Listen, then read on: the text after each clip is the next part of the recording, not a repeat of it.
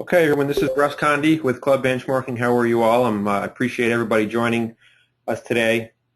I'm on from Club Benchmarking, and I've also got Terry Finan on, who's going to keep me honest in case I forget any of the items around housekeeping, and also is going to help us out with questions at the end. So I've got everybody, supposed to have everybody on mute because we've got quite a few folks on the webinar today, and obviously if everybody's microphones are open, it becomes pretty tough to manage. So I've got everybody muted. There is a chat box on the GoToMeeting control box on your screen, you should see.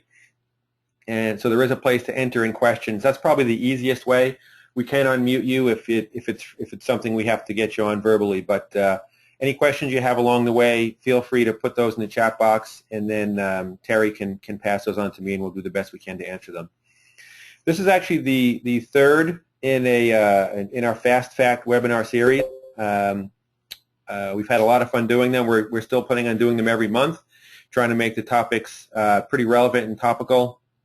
This one's a little bit different. The first two we did were more around financial aspects. The first one was around dues, and the second one was around food and beverage. They were very analytical, numbers oriented. This one's going to be a little bit different. It's a little more, a little softer, if you will, not so mathematically involved. And it's more about not so much ratios and metrics and KPIs, but a little bit more information about what people are actually doing. And then obviously in your own clubs, you can decide, how much you might match, against what other folks are doing or not. So I think it'll be interesting. I think it's a view that is hard to get unless you have a big database like Club Benchmarking. So hopefully everyone will find it fairly interesting. We'll just move past that. So really the goal for today, I think there's a few goals. One is just to very briefly talk about a little bit about member communications in general and why it's becoming more important, how it's changed over the last several years, and I would say is going to continue to change with the way communications and technology is changing. So we'll talk about that. We're going to look at the various communications tools that people use and sort of how they're measuring themselves. We're going to look at, I did want to give a little bit of differentiation, and I thought one interesting way to look at it would be to look at how what big clubs are doing versus what small clubs are doing for the same set of questions. I think we can have an intuition about what those things will look like, but it's nice to see a little bit of hard data around that. And then finally, we'll just go through a few conclusion comments and then look at questions from the group.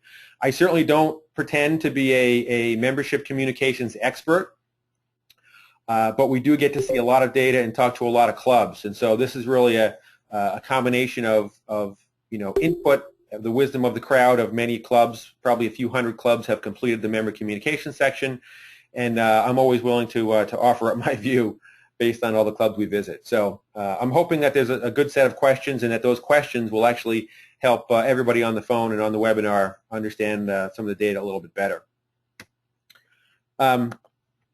So if we look at the challenges around member communications today, and I do think it's a challenge. It's not an easy task. It's not a task that has gotten a lot of attention, but it's certainly a critically important area. So, why is it, how has it changed? Why is it challenging? Certainly, the diversity of membership has changed as we've got into, I would say, more family orientation. I think probably the ethnicity, certainly, especially around certain parts of the country, of membership has changed. So you might even enter some language barriers. That is certainly challenging. Younger people want to see information in a different format and different frequencies than older people do, and so that diversity of membership, all the way from the 90-year-old member that's been a member for 50 years to the 35-year-old member with his or her family that just joined, they're very different people, and that diversity creates a lot of challenges, obviously, as most of you well likely know. There's a greater diversity of amenities, fewer golf clubs and more country clubs. The more amenities you get, the more tribes, if you will, exist within the clubs. And if you're a member of the quote-unquote tennis tribe, you're probably not too interested in hearing about golf tournaments. Likewise for the hardcore golfers. So that that diversity of amenities is a challenge because, people really don't want to necessarily be bombarded with information that they don't particularly care about. One of the reasons that member communication is so important is because, as you all know, time within a club, whether you're going to join a club or not, and the time whether you're going to spend, a day or a weekend at the club, it's really a competition. There's lots and lots of other activities that families do, especially for families. And so the more you can inform people about what's happening at the club and tell them about activities that they might be interested in, I think the more likely you are to get them to come to those events and spend more time at the club. And obviously, spending time at the club, is really what it's all about. That's the ultimate goal of membership communications. We'll talk a little bit more about that. Obviously, a wide array of media options and preferences, from print newsletters to email to Twitter. The whole gauntlet. We'll look at what people are using. We're not going to come out and say this is what you should do. But at least we can talk about what people are using. And frankly, the challenge, one of the challenge sides of it is there is information overload out there. And so, if you think, well, we'll just hit them with everything, obviously you're going to get feedback pretty quickly that that's just too much. You're hitting me with too much, and give me a break. I don't need, 10 emails a week from the club, from 6 different departments. It's critically important. It is the connection to members when they're not on property. When they're on property, it's pretty easy to figure out what's going on and what they want to be doing and where their interests are. But when they're not on property, that's really where member communications is the rubber meets the road. It's how you let them know what's happening at the club. Part of it is, they want to know what they want to know, when they want to know it, and how they want to be told. Not easy to do. When you think about those 3 different circles and all the different permutations that can exist within those. Certainly there's no chance of accomplishing the what I want to know, when I want to know it, and how I want to be told. There's no chance of accomplishing that if the club doesn't have, the intent to try to solve that riddle, the planning and the budget and the resources to go after it. And obviously there's a wide range of capabilities that are out there versus small clubs versus very large clubs. But regardless of where you are on that spectrum, if you don't make an effort to try to match the needs with the tools and the process, you really have no shot at it. It's almost like if you're a good communicator as a club, you've done your job, you broke even. If you do a poor job of communication, it's viewed as a negative. And it's a bad reflection on the club or even maybe someone within the club. So it's kind of a thankless job. It's an expectation, but you do have to, make your best shot at doing it well. Otherwise, it's something that people in the club start talking about, and it becomes a source of dissatisfaction for the club.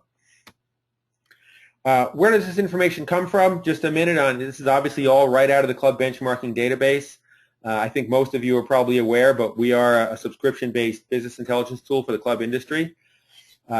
We, as many of you know, we are also the data gathering tool for CMAA. So all that survey effort that CMAA does goes right into the club benchmarking database and is used as background data for our subscribers and for a lot of the reports that we write. We do have about 500 plus subscribing clubs, so more and more clubs continue to say, you know what, I need this information, so I want to be a member. And it's about finance and operations, compensation, benefits, and policies and procedures. Just for the folks that are members on the webinar, I just want to show you where this information is coming from. When you log in as a member, you'll see the 3 main areas: finance and operations, comp and benefits, and policies and procedures. Everything we're looking at today is in the policies and procedures area. In fact, it's specifically under member communications. So you're able to go in there, and obviously if you haven't entered your data yet, enter your data and run comparisons and set filters against other type of clubs, and you can compare this information just like you can course maintenance expenses or food and beverage, labor, or all those myriad of other things. So I just wanted to give you a little quick flavor for where that came from. This section actually launched. We did a symposium at the request of the Country Club in Brookline, Mass, and about 20 other clubs were getting together and holding a little membership communication symposium. And frankly, we were a little bit light from that perspective in club benchmarking, and they asked us to help them out. So we built this section for them, and of course, then we decided to just launch it to the entire industry, if you will, so that everybody could benefit from that information. So that's where it initially came from. It's only been part of club benchmarking for about 3 or 4 or 5 months. So if you haven't been to take a look at it and you're a member, please do so. We have a lot of slides to go through today. We're not going to spend a ton of time on each one. We're going to sort of look at what's for every metric. You know, what is the industry doing? What are big clubs doing? What are smaller clubs doing? And so we're going to roll through a lot of them. And obviously, if people have more questions about what certain metrics mean, we can go back and take a look at that. This webinar is going to be archived. We archive all of them on the Club Benchmarking website. If you go in and you look under resources, you'll see a section for all the videos and webinars that we have. So if you want to go back and refresh, you know, look at some of the data again. If I went too fast through something, you can always go back and do that. We are going to try to stick to, you know, about a half hour. Maybe it goes to 40 minutes with some questions, but we do try to stick to the mantra of, you know, these are fast facts and these are short but valuable presentations. So we're going to start rolling through the data now. The first thing we're going to just look at is, you know, very basic. Does your club have a defined mission or goal regarding member communications? And this is all clubs. Basically, it's exactly 50-50. So half the clubs don't even have a defined mission and half do.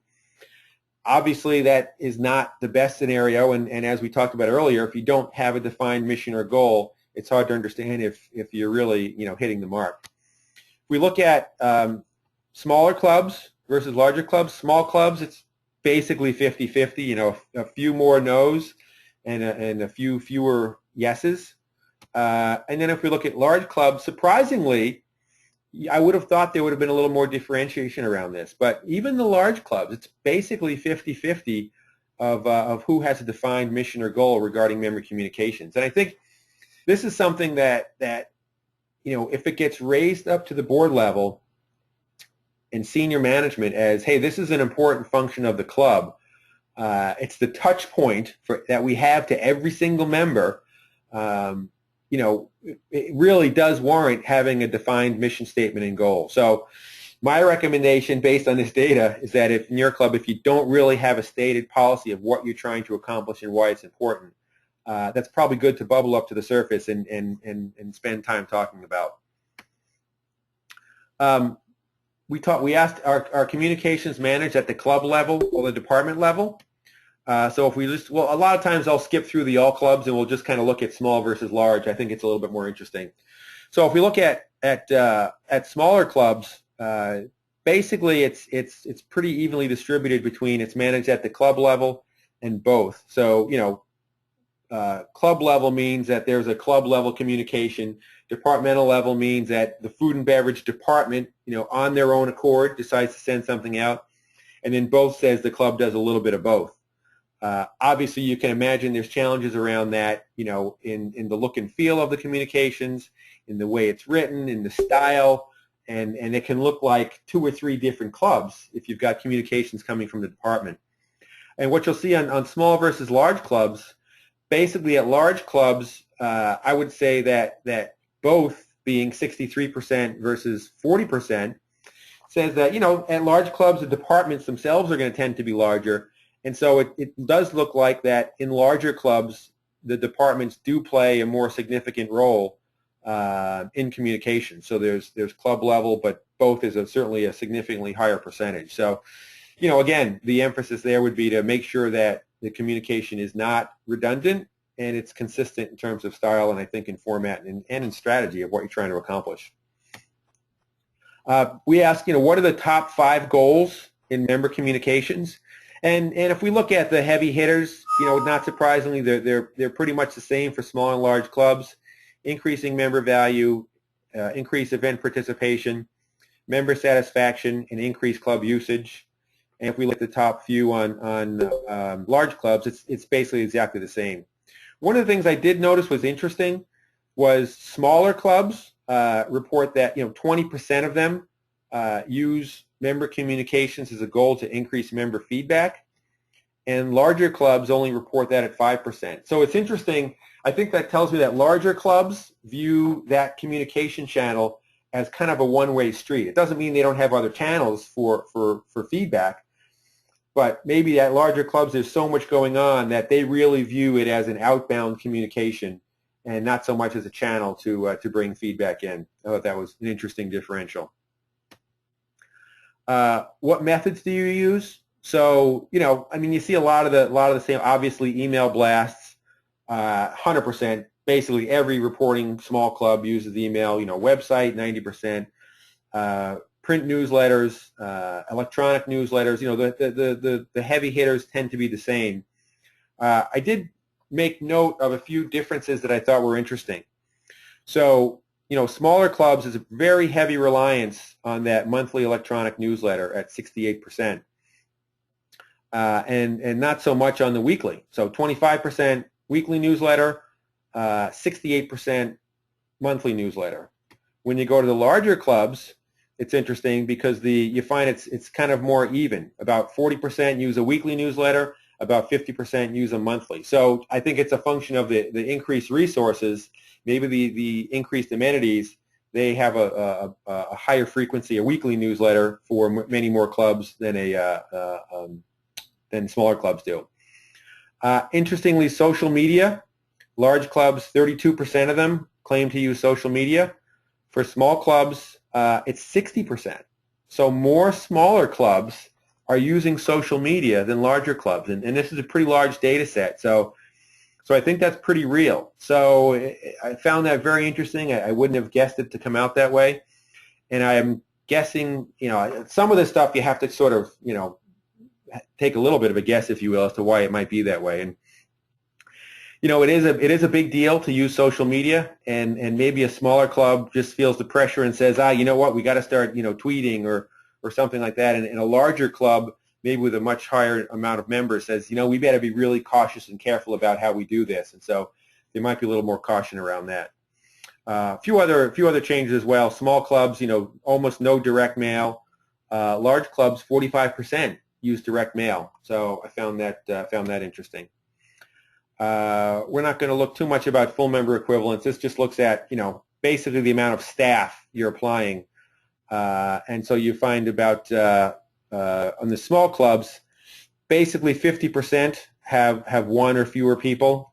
And the large clubs, it's pretty much the same. So it doesn't necessarily mean that they're putting more people behind it, although I think there's a little bit of what does it really mean to have someone full-time on member communications. So this one, I don't really think it shows a significant differentiation between large and small clubs.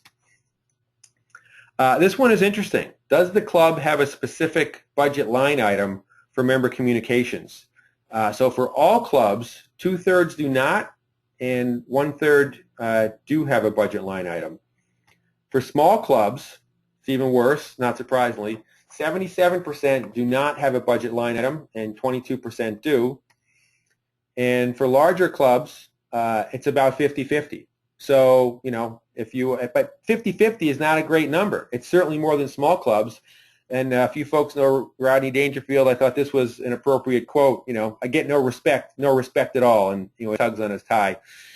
But that's a problem. I mean, the fact that it's clearly an important function for the club, but half the clubs don't have a mission statement or goal around it, and half the large clubs, 2/3 of clubs don't even consider a budget line item around membership communication. So that, to me, speaks volumes around, is it really capturing the attention of the board? Does it get discussed specifically in come budget time? As you know, this is different than membership marketing, where you're going after prospects. This is communications to your active members. So, to me, that do you have a mission or goal, and do you have a budget line item, really says a lot about the industry, and they're probably not really taking this seriously enough yet. Now, for the half the clubs that do have budgets, and missions and goals, that's great, and certainly that's a good start. But there's a long way to go. This should be a much higher number in my perspective. So then we asked, if there is a member communications budget, how much was budgeted for the coming year? And so that you can see there's a pretty big differentiation across all clubs. Anywhere from a few $1,000 all the way up to almost $200,000, and the median is right at about $50,000. So the median club that reported they had a budget budgeted about $50,000 for member comm. Small clubs, not surprisingly, it tops out around $30,000, and the median is right around $15,000. You're not going to do a lot for $15,000, obviously. And the larger clubs, you've got about a $90,000 median, and it trickles up pretty high to some, some significant numbers. That clubs are putting some pretty real money behind member communications. They obviously view it as important to spend a few $100,000 on it. But, I think the industry's got a long way to go, and I think we'll start generating some ratios around member communications budget, as a percentage of overall revenue. It's clearly a tiny, tiny number, but there's at least a way to reference, as a benchmark, how much you're spending. So, finally, there is no right number, but obviously having a budget does dovetail with meeting a mission, as we talked about. If we look at email, so obviously I would say probably 100% of clubs email their members as a means of communication. And so we asked, do you specifically target groups of club members as opposed to a generic email that goes to everybody? And it's a pretty big number, 65%, do some kind of differentiation, it looks like, and about a third do not. So, that's a good start. Obviously, the more you do that, the more you're going to probably be in line. And not surprisingly, it's about 50-50 on small clubs, so not as much specific targeting to those, the tennis tribe, the pool tribe, the pickleball tribe, whatever it might be. And large clubs, intuitively, about 3/4 of them do specifically target groups of clubs. So, not that this is an indication of best practices, but I think it's reasonable to say that the clubs with more resources, the larger clubs, are going to tend to be on the front lines a little bit of communications and how clubs should be communicating. It costs money to do this stuff, but I suspect over time, as tool sets get cheaper and as more clubs hire specific people with the goal of member communications, I suspect we'll see the small club data set start to look a little bit more like the large club. Of course, the large club will probably morph at the same time as well. So a little late on that one. Clearly, larger clubs do more targeting. How often do you email the members? So small clubs, basically 60%, say a few times per week. And interestingly, about 60%, a few times per week. And large clubs, only a third a few times per week, and about a third weekly. So I'm thinking that this is part of the differentiation, part of the preference management, but larger clubs appear to be actually emailing their clubs less frequently. They're doing it weekly rather than a few times per week, and I'm guessing that they're doing it in a more targeted fashion. So that's an interesting perspective I think everybody should be aware of. And amazingly, here's 10. I'm curious. 10% say daily, and small clubs 12% say daily. So in fact, now that I think about it, the club I belong to, I probably get a few a day, and honestly, I hit the delete button 90% of the time. Sorry to my GM if he's listening. Do you track basically effectiveness? Analytics, opens, popularity, number of clicks, things like that. Small clubs, 60% yes, 38% do not. Large clubs, again, not surprisingly, more do track those analytics. 80% track opens and popularities. So the conclusion there is large clubs do more tracking. Again, not a surprise, but probably a pretty reasonable goal to aspire to. Does the club ask members about their preferences? And specifically, we look at things like content preferences, personalization preferences, Communication frequency, we do not ask them at all. The medium, what do they want? Mobile, social, email. And so small clubs, just to look at a few references here, small clubs, content preferences 15%, large clubs 37%. So again, that's, do you want tennis information? Do you want golf information? Communication frequency, do you ask them how often you want to be communicated to? Large clubs 37%. Small clubs, they don't ask them as much, 22%. You've got 38% of small clubs saying we don't ask them at all about their preferences. They just get it blasted out to them. And at large clubs, that's only 26%. So clearly, the large clubs are asking people more about their preferences. And the reality is, preference management requires a more sophisticated tool set, which means you have a little more money. There are very, very good companies out there that help you all around strategy and communication. Companies like VCT out of Boston. A few folks know Steve Reddy. His group does a great job. But that kind of stuff does cost money. It's not always super expensive, but to put on those more advanced features around, if you think about what I want to know, when I want to know it, how I want to be told, it does take a tool set to do that and to do it efficiently and effectively. So, that's why I think you see some of this answer differentiation we see between large and small clubs. A little bit about the websites. Not going in too deep here, but we did ask folks, who is your website provider?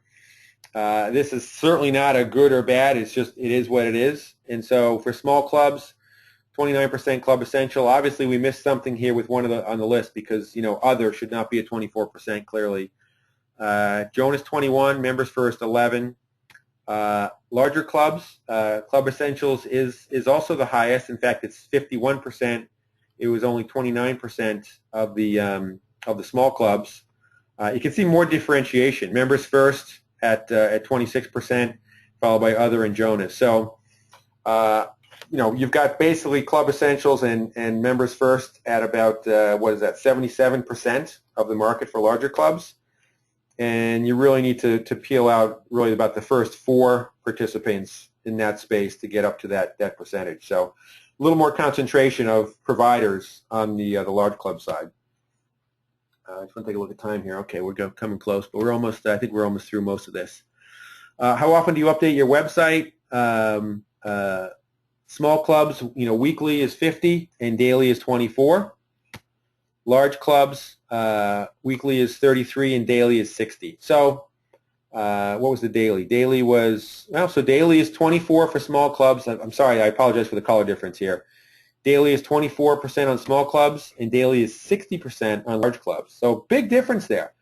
That really tells me that the club is really using, the large club is really using their website as a communications tool much, much more than the small club is. I'm guessing the smaller club is using their website more as a marketing tool than a communications tool. Again, this does get to the cost and sophistication of the tool sets. But that's a big difference, 24% versus 60% who update their site daily. So there we go, late on that one again. Large clubs update more frequently is the conclusion on that. We talked about that. How long has it been since you've had a significant website redesign? Small clubs, a lot of them have been updating their website, a significant redesign. 50% are less than 1 year. Large clubs, 35% are less than 1 year. So, more of the small clubs have done a recent significant website redesign. It could have been because, they lagged and hadn't done anything in the last few years and are playing catch up. It can be that the larger clubs have fundamentally more sophisticated. That's not the right word. There's more content. There's more interaction on the larger club website. So it may be a bigger deal for them to do an update than it is for a smaller club who has a pretty basic website in many cases. We're going to just take a quick look at who maintains the content on the website. So for large clubs, they basically have a part-time person, 39%, and a full-time person, 57%. So there's a full-time job on the dedicated person on website maintenance, 57% of the time for large clubs, only 31% of the time for smaller clubs. It's a part-time job for somebody 67% of the time. So again, just a function of budget and resource on the large versus small. Probably not too surprising, but maybe an indication of where things are going even for smaller clubs. Do you track web effectiveness, much like email effectiveness? Small clubs, basically 50-50. Hey, they build the site and whatever happens, happens. Larger clubs, clearly putting more time into web analytics and clicks, just like they were with emails. In fact, in many cases, it might be the same exact system, such that their tool that looks at email effectiveness also looks at website effectiveness. Does a club have a mobile optimized website? We're getting into pretty detail here. Small clubs, 50-50, yes, no. Large clubs, again, more resources. Hey, let's build a mobile optimized website so that people can be on their smartphone, on their iPad, on their Kindle, and go through and look at the site. And it's 50-50 versus basically 2/3, 1/3. So there's a pretty clear trend of larger clubs spending more money, having more sophisticated tools, and using those as an attempt to communicate, with the preferences that the members are looking for. We're going to go through this very quickly. Which of the following does your club use for social media? Small clubs, Facebook 64%, and a third do not use social media. And this is consistent with the other question we had, which dovetailed into social media. Large clubs, 56% do not use social media, 35% do use Facebook, and 28% use Twitter. So, you've got the large clubs, again, I come to the same conclusion through a different question, which gives me more confidence that the larger clubs are not, whole hog jumping into social media. They're being a little bit cautious about how they approach that. Interesting. Who maintains the content on social media? We're not going to worry about that right now. We looked at what activities can a member reserve using an online system. I'm certainly not going to read through this. The top 5 tend to be the same: golf, tea times, dining, club events. The only difference is if you just generally look at the scale of this for the small clubs versus the large clubs, obviously large clubs have more amenities and more, and those reservation systems are tied to those amenities more than smaller clubs. So I think the larger club relies on the reservation system more than the smaller club. Not surprising. We looked at what reservation system do you use. Not going to get into this too much, but small clubs, Jonas, Club Essentials, Member First, 4 Ts, pop out is the top 4. And pretty much the same, slightly different order. Club Essential, 4 Ts, Members First, Jonas for large clubs as well. So there's a pretty strong leaning on those systems, and that there certainly are others, but that seems to be the big players for the industry at least at this stage. So there is Terry is just reminding me through the chat box that before we get into Q&A, the next webinar, I don't have the date for it. Terry might be able to jump in and let us know, but it is going to be around strategic budgeting. This is not so much of a numbers webinar, but the next one is going to be quite a bit into the numbers. I think we're going to focus specifically on course maintenance. A lot of clubs that have fiscal year ends or even September 30 year ends are just going to be getting into the budgeting cycle. Okay, it's August 20th is the next webinar. So the next webinar is going to be a little bit of a deep dive into using club benchmarking, using the data around budgeting, and obviously for our members, it's great because whatever you run, whatever comparisons and reports you run, you always see yourself versus your peer set. So it's a nice way to very specifically benchmark and look at your club. But quickly conclusions. I think it's safe to say the trend and need for effective communication is growing. People expect more, but they expect, again, what they want, how they want it, when they want it. And so that's the challenge that anyone tasked with member communications has to face. Clearly, it looks like large clubs are emphasizing it more than small clubs. Not surprising. It is, to do it right, I believe, I think the data shows that it does take budget. It takes intent. You can't just, hand it to a person and say, okay, hey, you're in charge of member communications, but by the way, we don't have any money to spend, so, good luck with that. You really have to arm that person with what they need, and I think first, a lot of what this is about isn't giving you the answers. It's trying to help you ask the right questions. And so, one of the early right questions is, what are we trying to accomplish, and what tool set should we be using to do that? It is important. Clubs view it as important, and I think the data shows that more clubs need to set concrete goals and budgets around that. That concludes the the webinar part. If we want to have any Q&A, I don't know, Terry, if you have any questions, or if people want to put in questions. I know it's not as much of a number-oriented question webinar as some other ones we've done, but I'm certainly happy to answer any questions. So you can type a question into the chat box, or you can look up at your toolbar and there's a little microphone button. If you click that microphone button, you would be unmuting yourself and you can ask live. I am not seeing any questions come in yet. I will be following up with an email.